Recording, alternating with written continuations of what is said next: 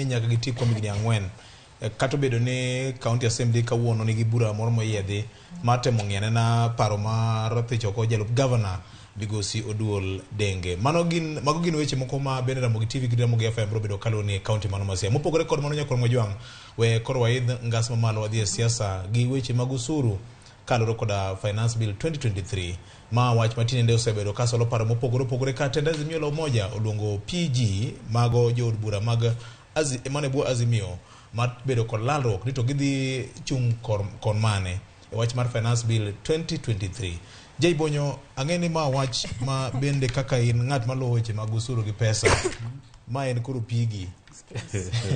Geno nitiere ni gini nyalo gore piny e Luanda kata ni Kenya Kwanza nigi majority koso gini idhi puodhe kaka en no kaka osebedo kiwacho Silvanus Osoro osewache Cherargei osewache jatend piny Kenya bende nyowacho ni gini en gima ber madhi e thuolo mag tije ne oganda jo Kenya. Ang'eno thoth ndigi weche VOJ budget mara makwongo report en 2007 nyaka sani koro ma budget mara mar higa mara paraga uchiel to higni go duto finance bill bedega to pok aneno finance bill ma ji okwedo te maloma pok aneno antie jomoko kwede donge machani bwana jomoko kwede gini en jomolose joma gonduru ng'eny en jomolose kineno ka Kenya Association of Manufacturers weg kembe okwede Federation of Kenyan Employers okwede tache jok ma ndiko ji tich okwede kineno ka civil society owuok oko kwedo kineno ka Union of Public Servants jog mondik tich gi piny owacho kendo ging'anyo sani Nairobi ka gisewuok ginendara gidwa ng'anyo to gini rach to gimiyo gini rach VOJ en ni sama piny ni matek kama gima sirkal onego bed ni timo en ni ere kaka iloso bill mabro timo gik mokariyo mokwongo mabro miyo ji mang'eny indike tich nikech samondik ji mang'eny e tich no to kaka sirkal yudo kaka timang'owa choko osuru e gimiluongo ni pay as you earn atamalo 30 ma ji chulo dwe ka dwe kam sach go timang'owa biro temi yudo ka sirkal en ng'ade chuth ber temi yudo ka sirkal bende yudo pesa e osuru mar VAT sama ji koro ndik tich mang'eny to kumi madhe chae gi kuon gokinyi koro inyalo nyiewe mkati kumi madhe dubia koro inyalo nyiewe sukari kuma ne ok cham kata tongiri so sirkal yudo VAT e giga ng'owa e gigi mang'eny mar ariyo gima sirkal onego bed ni timo en ni ing'iyo ni to sama piny tekni ang'o madwa tim mondo jothuru oyud gik matimo ng'owa kaka ginyalo chiemo yot mar ngima to ma timore yo mayom imanyo kaka iduoko nengo mafuta piny mitiyo gode taya mitiyo gode nyamburko to mitiyo gode mashinde timanyo kaka japiny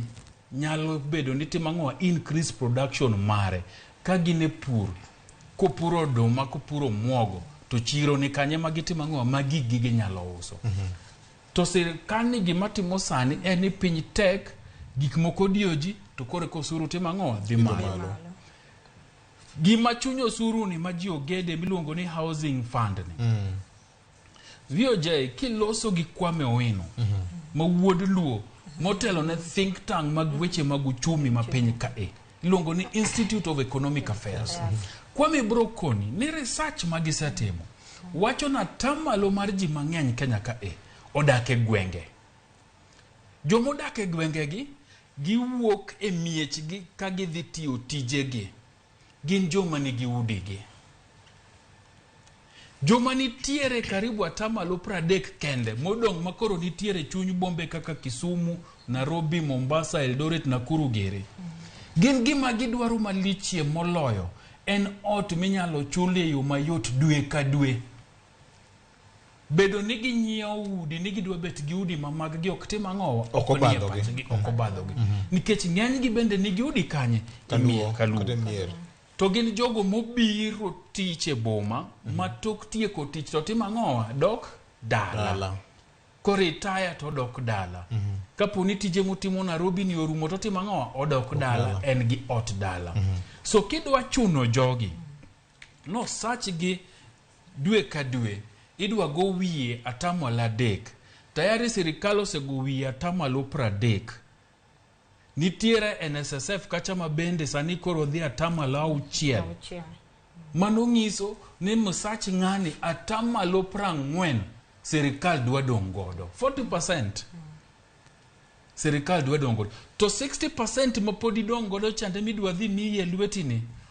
mafuta omedo ni VAT mafuta koro kowuok atamalo 8 nyaka 16 to kitiyo gi stima nikech bech mafuta ni malo to bech stima bende stima ng'owa medore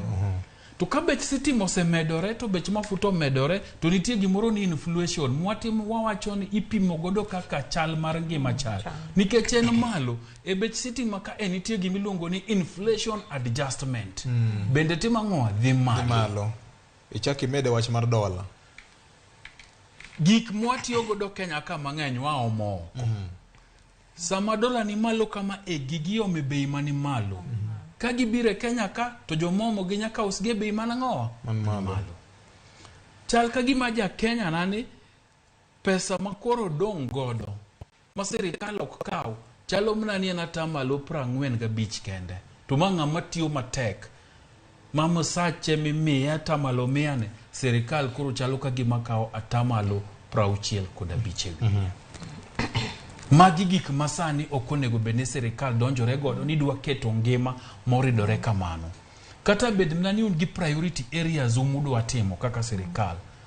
to dok chien to nitiere kuonde moko monyalo goyo to gigibire to mochomo ja piny terge to we monde unyalo kwacho ni higa achiel wakete relief to bet piny gi jo piny to gona gi mbaka to koni higa ni to dwa wegi to higa mabiro ka gik moko seberie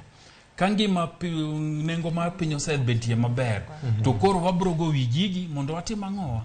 mondo wan bende kaka sirkal wayud kaka watimore nade wadhi mbele gi chenrowa so en gima rach kata ng'iyo budget duto awacho ni sama pok wachako ni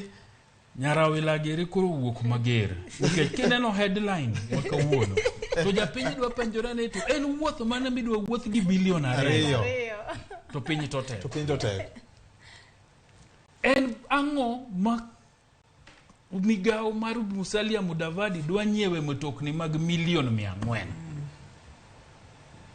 en ang'o ma Rigathi Gachagua ofise dwa nyiewo mtokni mag milion 500